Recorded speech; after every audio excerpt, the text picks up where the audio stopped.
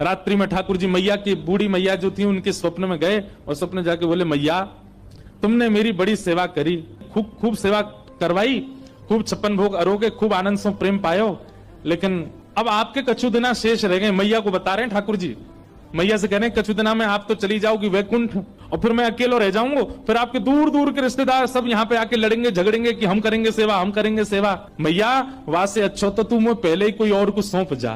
तो मैया ने स्वप्न में ही पूछा, जय जय कौन है, कौन ऐसा सुहागन है जिससे आप अपनी सेवा कराना चाहते हैं? तब ठाकुर जी बोले, मैया एक बाबा तो भिक्षा ले हुए आवे, सनातन बाबा, वही को तुम मुझे पधरा दे, मैं वही के पास ही अपनी सेवा करवाऊंगा। मैया पहले तो बहुत रोई, बोले मेरी सेवा में कोई कमी है ठाकुर जी? बोले कमी नहीं है मैया, तू बस कछु दिना की मेहमान हो रहे। मैया को कष्ट भी दे दिया और चिंता भी दे दी। किसी को पहले ही बता दो कि भैया तुम्हारे कछु दिन ही शेष बच्चे, तो वैसे ही बेचारो टेंशन में आ जाए। ठाकुर जी केवल इतना ही कह देते कि उसको दे दो, ये क्यों बता दिया कि कछु दिना में जाने वाली है। मैया को पहले चिंता हुई, बाद में मैया ने विचार किया कि ठाकुर जी सही कह रहे हैं, अगर मैं किसी को नहीं देके जाऊंगी तो रिश्तेदारों की नजर तो गड़ी है, क्योंकि दर्शनार्थी आते हैं, चढ़ावा चढ़ता है, और उस चढ़ावे के लोभ में कहीं ठाकुर जी को कहीं गलत स्थान पर ना ले जाया जाए। तो अगले दिन मैया ने श्रृंगार किया, भोग लगाया, इतने में बाहर सनातन गोस्वामी आ गए थे भिक्षा लेने।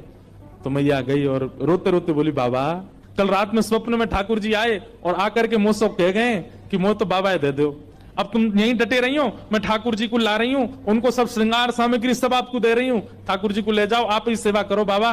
सनातन गोस्वामी बोले, मैया मैया रुको रुको रुको रुको, हमको श्रृंगार करना नहीं आता, हम केवल नाम जप करना जानते हैं, राधे कृष्ण कृष्ण कृष्ण राधे राधे, 20 घंटा यही करवाओ हमसे। सनातन गोस्वामी बोले, दूसरी बात, सेवा तो सौभाग्य मेरे पास ठाकुर जी आएंगे, पर आपका इतना सुंदर भवन, इतनी बढ़िया व्यवस्था, मैं तो छोटी सी कुटिया में रहता हूँ और जमुना जी में बाढ़ आ जाती है तो मेरी कुटिया तो भय जाती है, उसमें ठाकुर जी को कहां विराजमान करूंगा, मेरे यहाँ कोई महल नहीं है। और तीसरी बात मैया, मैं तो 20 घंटा आंख बंद करके ध्यान में रहता हूँ, आपके ठाकुर को तो सवेरे उठाना पड़े, बाल भोग लगाओ, फिर राज भोग लगाओ, फिर ब्यारू भोग लगाओ, फिर श्रम भोग लगाओ, 8 बार तो ये भोजन करते हैं, मैं किस करूंगा इनकी सेवा? अच्छा मुझे करने में दिक्कत नहीं, मैं तो देखो 4 घंटा ही नियम से बाहर रहता हूं, उसमें ही सेवा कर पाऊंगा, इनसे पूछ लो ये राजी है कि नहीं, व्यवस्थाएं ऐसी हैं मेरे यहाँ, रह पाएंगे कि नहीं?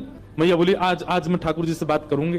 रात में जैसे मैया सोई, स्वप्न में फिर ठाकुर जी कहा बात है मैया? बोले, बाबा के यहाँ ना तो घर अच्छा बनो भयो, ना भोजन की अच्छी व्यवस्था, रसोई घर भी नहीं है, आप तो 8 बार भोग लगाते हो, आपको श्रृंगार करवाना होता है, ये सारी व्यवस्था